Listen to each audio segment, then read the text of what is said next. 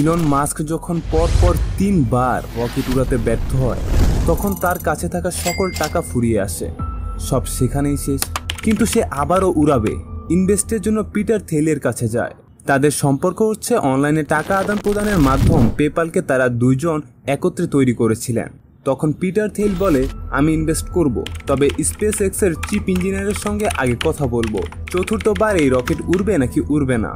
Elon বলে, তুই এখন চিফ ইঞ্জিনিয়ারের সঙ্গেই কথা বলছিস। পিটার থেইল হতভম্ব হয়ে পড়ে। কি বলছিস? তুই চিফ ইঞ্জিনিয়ার? কয়েক বছর আগেও তো আমরা একত্রে প্রোগ্রামিং করতাম। তুই কবে রকেট সায়েন্স শিখলি?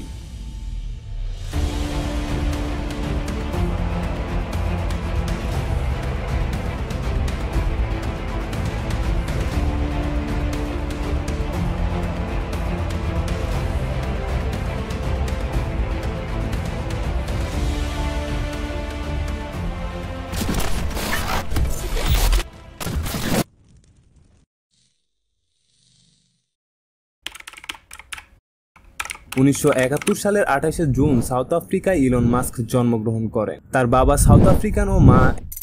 ইলনের বাবা ছিলেন প্রকৌশলী এবং মাইনিং কোম্পানির মালিক। তার মা মে মাস্ক ছিলেন মডেল। ইলনের যখন মাত্র 8 বছর বয়স তার বাবা মার সম্পর্ক ভেঙে যায়। তারপর বাবার সাথেই থাকতেন মাস্ক। তিনি ছিলেন লাজুক স্বভাবের। স্কুলে তার তেমন কোনো বন্ধু ছিল না। সেই স্কুলে প্রচুর বুলিং এর শিকার হতো। প্রতিনিয়ত তাকে মারধর করা হতো।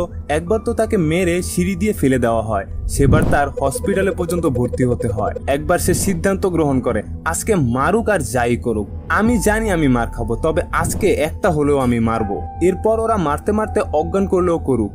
যেমন চিন্তা তেমন কাজ। সবাই যখন তাকে ঘিরে ধরে এবং আঘাত শুরু করে তখন সে তার শরীরের সর্বোচ্চ শক্তি দিয়ে তাদের মধ্যে যে লিডার ছিল তার মুখে পাঁচ মারে। ওই পাঁচ খেয়ে তার হাল বেহাল হয়ে যায়। এই কথা পুরো স্কুলে ছড়িয়ে যায়।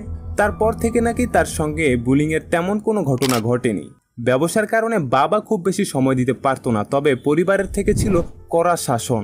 যাই হোক, মাত্র 10 বছর বয়সে ইলন হাতে কম্পিউটার পায়। তার 2 বছর পর 12 বছরের মাথায় সে সম্পূর্ণ নিজে নিজে কোডিং করা শিখে একটি ভিডিও গেমস তৈরি করে, যা একটি কোম্পানির কাছে তখনকার সময় $500 বিক্রি করে। বলা হয় তিনি তখন 6 মাসের কোর্স মাত্র 3 দিনে শিখেছিলেন বইয়ের সাহায্যে। এটি ছিল তার প্রথম ইনকাম মাত্র 12 বছর বয়সে। 17 বছর বয়সে কানাডায়, তারপর আমেরিকায় চলে আসে।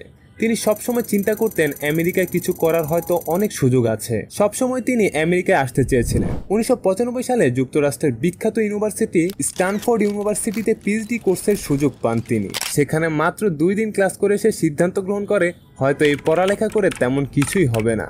তখন তার ছোট ভাই এবং এক বন্ধুকে নিয়ে শুরু করে জিপ2 কোম্পানির যাত্রা। তখন পত্রিকাগুলোকে অনলাইন সিটি গাইড সুবিধা দিত জিপ2 কোম্পানিটি দ্রুত বড় হতে থাকলে সেখানে আস্তে আস্তে অনেক কর্মী যোগ করা হয়। তখন ডিরেক্টর থেকে শুরু করে উচ্চ পদের আরো কয়েকজন কর্মী মিলে ঠিক করে এই ছেলে মানে ইলন সিইও হওয়ার যোগ্যতা রাখে না, এবং তখন সিইওর পদ থেকে সরিয়ে দেওয়া হয় ইলনকে। বলে রাখি, তখন সে ছুটিতে ছিল আর এই সুযোগটাই তারা পেয়েছে। যাই হোক, মাত্র 4 বছরের মাথায় জিপ2 কোম্পানিটি $340 মিলিয়ন বিক্রি করে। কোম্পানির 7% মালিক হওয়ার কারণে ইলন $22 মিলিয়ন পায়। মাত্র 27 বছর বয়সে তিনি এত টাকার মালিক। চাইলে এই টাকা দিয়ে সে বিলাসবহুল জীবন কাটাতে পারত, কিন্তু না, সে রিস্ক নিয়েছে। তার উদ্দেশ্য আসলে কখনোই টাকা কামানো ছিল না। সে সবসময় টার্গেট নিয়ে কাজ করত, নতুন কিছু উদ্দেশ্য নিয়ে কাজ করত। একদিন তিনি ব্যাংকে টাকা উঠাতে যায়। সেখানে অনেক মানুষের ভিড় দেখে সে ঠিক করে অনলাইনে টাকা আদান প্রদানের ব্যবস্থা করলে ভালো হয়। 1999 সালে তার কাছে থাকা সেই টাকা দিয়েই শুরু করে X.com নামে একটি কোম্পানি। এটিকে বলা হয় বিশ্বের অন্যতম অনলাইন ব্যাংক। যাই হোক, ইলন ভালোই সাড়া পায়। তার 1 বছর পর কনফিনিটি নামক একটি কোম্পানির সাথে মিলে তার নাম দেওয়া হয় পেপাল। বুঝতে পারছেন? বলে রাখি, X.com ছিল ইলন মাস্কের এবং কনফিনিটি ছিল ভিডিওর শুরুতে যার নাম বলেছিলাম পিটার থেইলের। দুইটি কোম্পানিতেই তখন সমান ব্যবহারকারী ছিল, যদিও শুরুর দিকে 2 কোম্পানির মাঝে একটা প্রতিযোগিতা ছিল। যাই হোক, পরবর্তীতে পেপালের সিইও ছিলেন ইলন মাস্ক। তবে সেই কোম্পানিতে ঝামেলার উৎপত্তি হয় কিভাবে জানেন? সেই কোম্পানির চিফ টেকনিক্যাল অফিসারের সঙ্গে ইলন মাস্কের ঝামেলা হয়। তাও কি নিয়ে জানেন? সিস্টেম কি লিনাক্সে রাখবে নাকি উইন্ডোজে রাখবে তা নিয়ে। আর তারপর যখন ইলন ছুটিতে যায়, বিয়ে শাদী করে, আর তখনই সেই অফিসার সুযোগ পেয়ে বসে। বোর্ডের বাকি লোকেদের একত্রিত করে ইলনকে সিইও এর পদ থেকে সরিয়ে দেওয়া হয়। অবশ্য 2002 সালে $1.5 বিলিয়ন পেপালকে কিনে নেয় ইবে। আর ইলনের ভাগে আসে $180 মিলিয়ন। ভাই তারপরেও থামে নাই। তখন সে চিন্তা করলো মঙ্গল গ্রহে গাছপালা লাগাবেন, তারপর মানুষের জন্য উপযুক্ত করে তুলে মঙ্গল গ্রহে মানব সভ্যতার যাত্রা শুরু করবে। এইরকম চিন্তাধারা থেকেই রকেট কেনার জন্য রাশিয়া যায় তিনি। তারা রকেটের দাম চায় $8 থেকে $9 মিলিয়ন, যা ইলনের চোখে অনেক বেশি। বলা হয় তারা তখন এক প্রকার মজায় উড়িয়েছিলেন ইলনের, যদিও তাদের থেকে রকেট নেওয়ার জন্য ইলন অনেক চেষ্টা করেছিল। যাই হোক, তখন ইলন চিন্তা করলো রকেট বানাবো। তিনি ততদিনে রকেট সংক্রান্ত প্রচুর পরিমাণ বই পড়েছিল এবং পড়ছিল। এক পর্যায়ে খুলে বসলো নতুন এক কোম্পানি, স্পেস এক্স।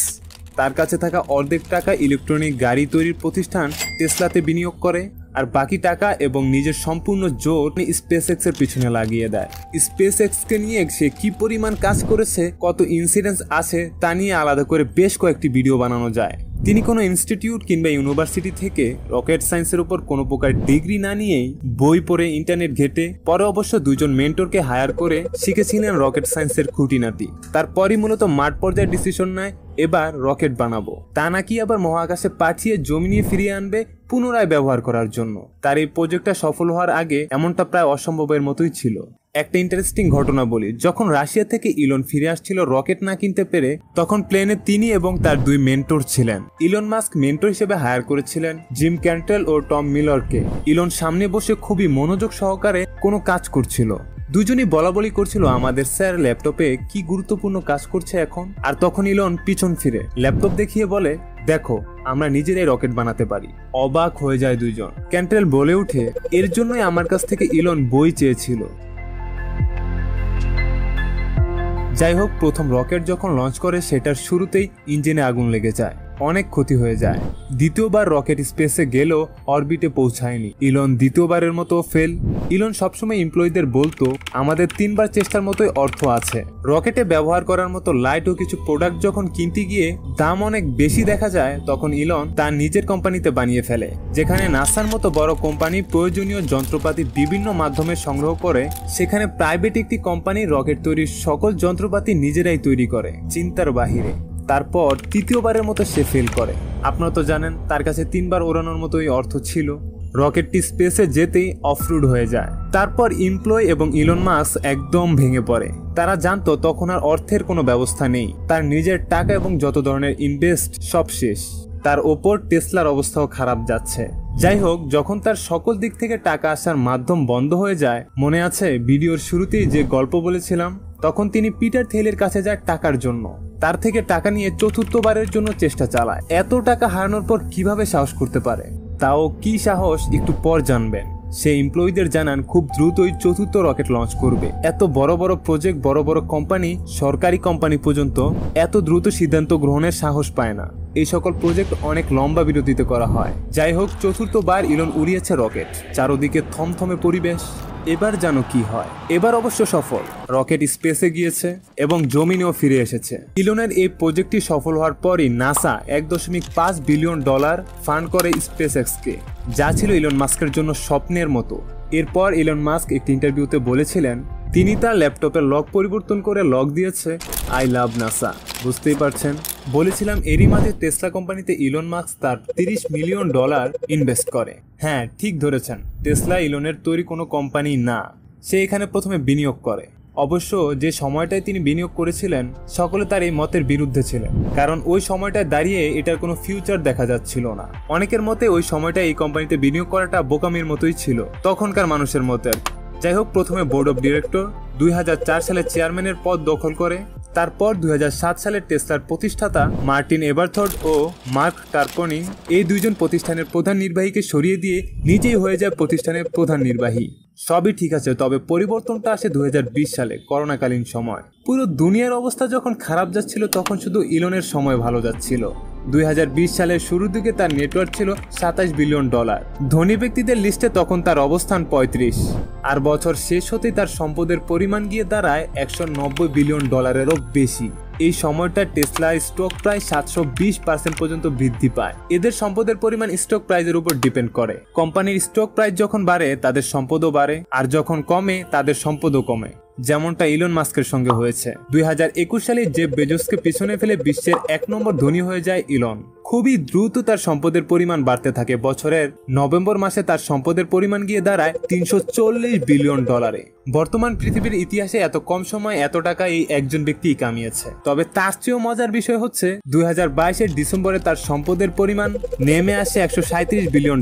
মানে এক বছর এক মাসে $200 বিলিয়ন বেশি হারায় তিনি। বর্তমান পৃথিবীর ইতিহাসে এত কম সময়ে ইলনের চেয়ে বেশি টাকার মালিক আর কেউ হয়নি। আবার পুরো ইতিহাসে তার চেয়ে এত বেশি টাকা কেউ হারায়নি। তিনি যত টাকা হারিয়েছে তত টাকা হলেই পৃথিবীর শীর্ষ ধনী হওয়া যায়।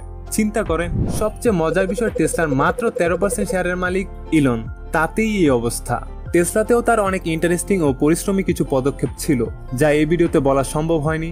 তবে চেষ্টা করব তাকে নিয়ে অন্য কোনো ভিডিওতে কথা বলার। কমেন্ট করতে পারেন পরবর্তী ভিডিও কাকে নিয়ে চান। ইলন ছোটবেলায় কিছু নিয়ে চিন্তা করলে আশেপাশে কি হচ্ছে তা বুঝতেই পারতো না, এতটাই মনোযোগ ধরে রাখতে পারতেন তিনি। তার বাবা মা তো প্রথমে মনে করেছিলেন তার কানে সমস্যা আছে, পরে ডক্টরও দেখানো হয়, তারপর সকলে বিষয়টা বুঝতে পারে। পরিবারের সকলেই তাকে অনেক মেধাবী মনে করত। কারো কোনো কিছু জানার হলে ইলনকে প্রশ্ন করত। ইলনের স্মৃতিশক্তি এতটাই ভালো ছিল। ভাই আমি জানি আপনার স্মৃতিশক্তি অতটা ভালো না, পরে তো এই চ্যানেলটি আর সার্চ করে খুঁজে বের করতে পারবেন না, তাই বলছি এখনই সাবস্ক্রাইব করুন। চাইলে আমাদের ফেসবুক পেজও লাইক দিয়ে রাখতে পারেন। ধন্যবাদ। আসসালামু আলাইকুম।